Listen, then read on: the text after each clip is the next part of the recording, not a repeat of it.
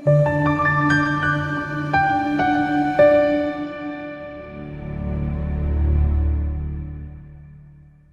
ozothi sikhulume nawe kwi-channel kama kupasoni ke-channel new flick sibheka la udaba lamabubu njengenjwayelo uqinisekisa ukuthi uyasubscribe, like, you also become a member noma you visit the channel more often because siqinisekisa ukuthi ke ahleza khona ama-video nsuku zonke la khona ungacaphuna khona impendulo.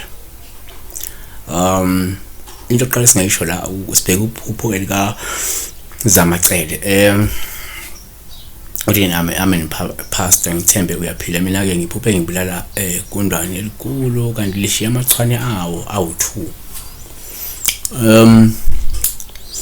Igundane silithatha njengesilwane esibi njengoba siwazi kubonakalo biblically. Igundane futhi lithathwa njengesilwane esibi lesingcolile, yabo.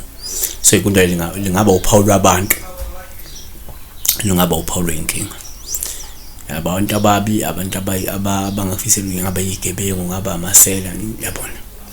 So sizothi thina number 1, umuphupha amagundane kuwuphawu luhluma uwabulala, lusho ukunqoba abantu abayimisela ukukulimaza baphinde bacekele phansi zonke izinto ozizuze kanzima empilweni.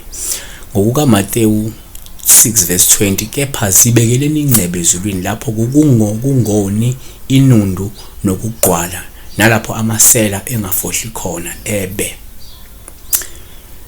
2, uma uphupha futhi amagundane kuwuphawu luhluma uwabulala, lungasho ukuthi usuke uzokwazi ukwehlula noma ukwehlulekisa abantu ababe nenhloso yokukukhaphela nokukucekela phansi. Ngoka John 10:10, isela kalizi ngokweba nokubulala nokubhubhisa.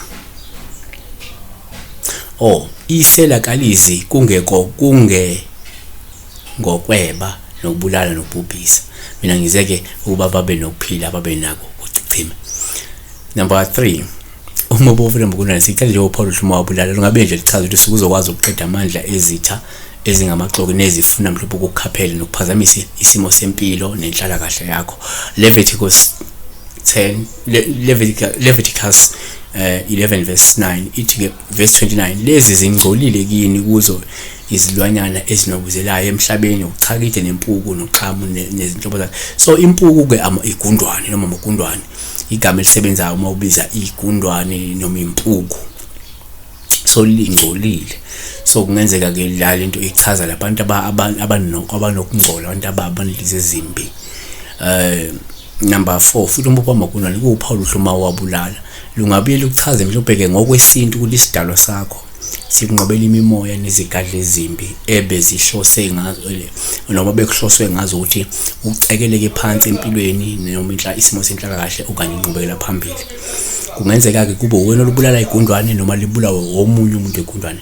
Kungavela ukuthi mhlawumbe isidalwa sakho senze njani, siyakulwela nabantu abangalungile kanye nezigadla ezimbi.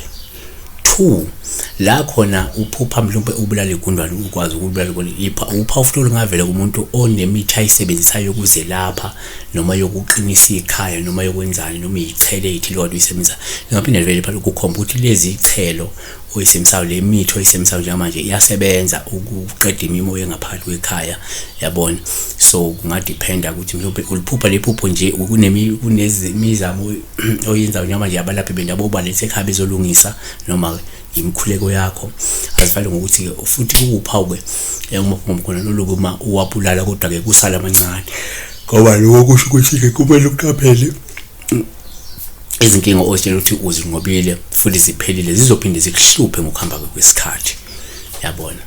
So siyabonga kakhulu ke besibheka la udaba lamagundane, sibheka udaba olukaZamacele W6NV lokusho ukuthini. Siyabonga, be blessed.